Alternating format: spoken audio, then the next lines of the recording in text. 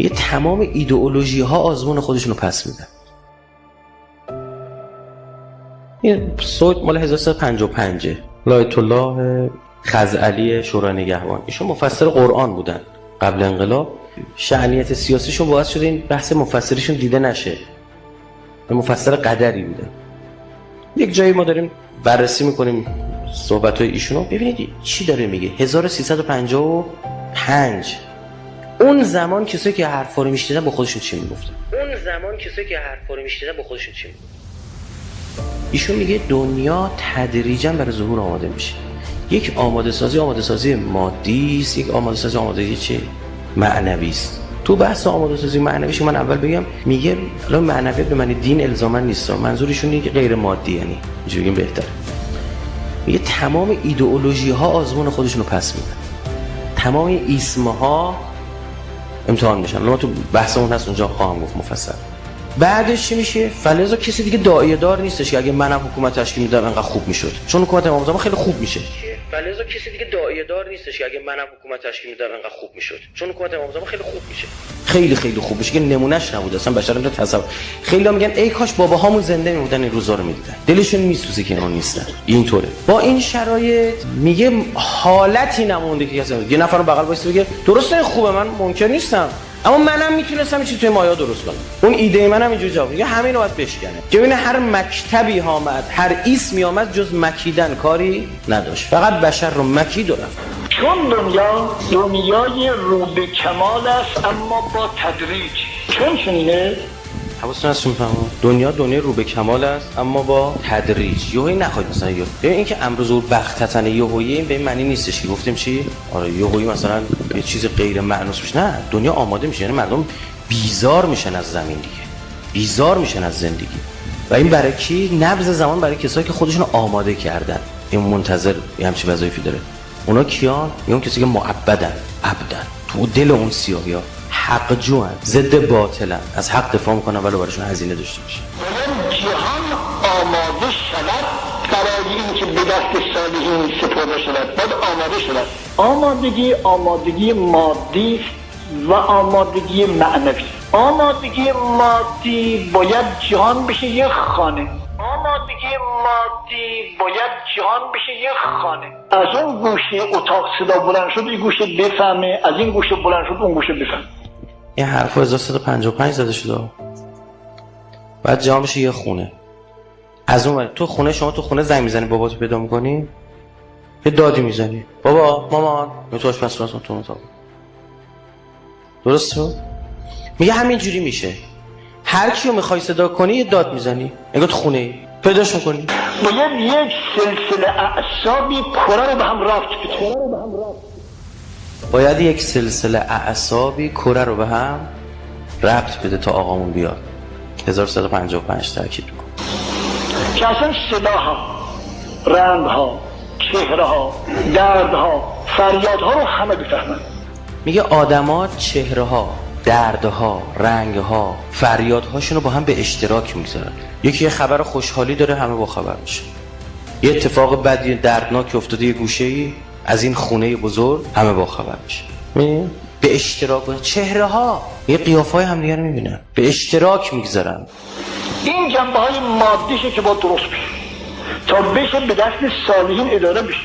اینجا یک بحث روشون داره مطرح میکنه. میگه این جنبه‌های مادی باید درست بشه تا به دست صالحین چه اداره بشه. اینجا دو نظریه وجود داره. یک نظریه اینه که این تکنولوژی در آخر زمان به کار نخواهد آمد، یعنی میدونید فضا عوض میشه، اصلا تکنولوژی که اصلا کارایی نداره. برای مردم که تیول ارز دارن، شما مثلا هواپیما چیکار می‌خواد بکنه؟ دلها آگاهه مثلا اینطور. برخی میگن خیر، همین تکنولوژی استفاده خواهد شد، یعنی صالحان مدیریت این شبکه‌ها رو بر عهده خواهند.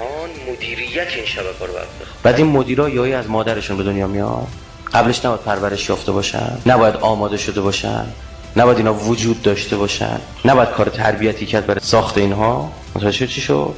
میگه این تکنولوژی به کار خواهد رفت. من رفته بودم نتنز داشتم صحبت میکردم، 3-4 تا از رفقای مصطفی احمدی روشن شهید مصطفی گفتم ما یه برهه‌ای رفتیم پیش آیت الله خوشبخت استاد اخلاق اوتر، میگفتش که آقا ما سر کار نیستیم دنبال تکنولوژی هستیم. یا آیت الله خوشبخت برگشت گفتش که شما بسازید، یعنی سر کار نیستیم ظهور کنه آقا ما چه در اون جام، میگفت شما بسازید آقا از این استفاده خواهد کرد. ایشون اینجا دو تا نظره گفتم اول بدونید.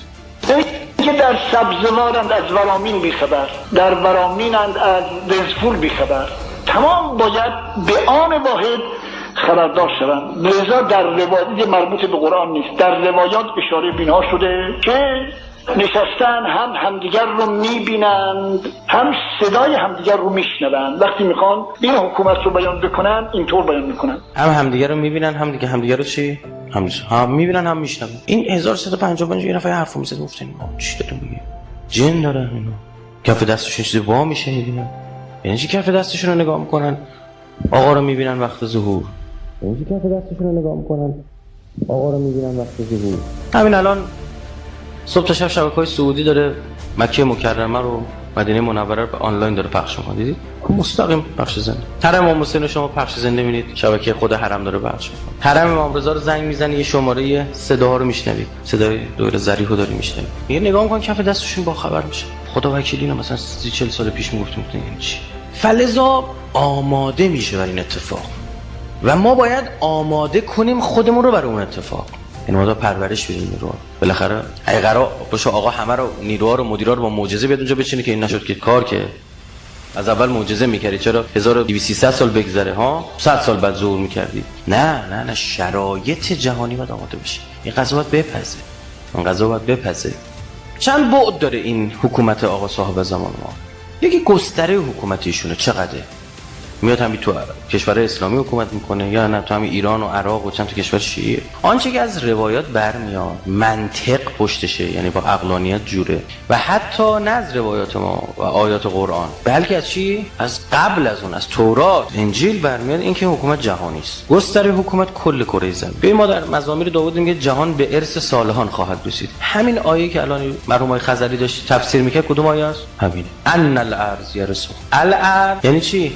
یعنی زمینه یه زمین مشخص میشه، دلیل خاصی نداره، میگه فقط یه زمین مشخص. یا میگه جمیع امت‌های زمین از اولاد تو ابراهیم برکت خواهند یافت. برکت تو ادبیات دینی یعنی هدایت. میگه یعنی هدایت فرزندان تو ای ابراهیم، اون فرزندان وعده داده شده تو که ما معتقدیم از طریق اسماعیل اون 12 امامن، اونها جمیع امت‌های زمین برکت خواهند، یعنی همه رو هدایت خواهند کرد اینها.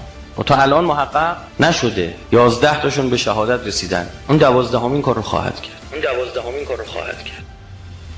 هیچ حد و مرز خاصی شما بگید نه، اصلا منطق ایجاب میکنه که اینطور باید باشه. ما داریم که میگه در روایت هم داریم که میگه زمین را پر از عدل و داد میکند کمان که قبلش پر از ظلم. اصلا متواتره این دیگه شیعه و سنی به حد اینو گفتن که اصلا در هیچ.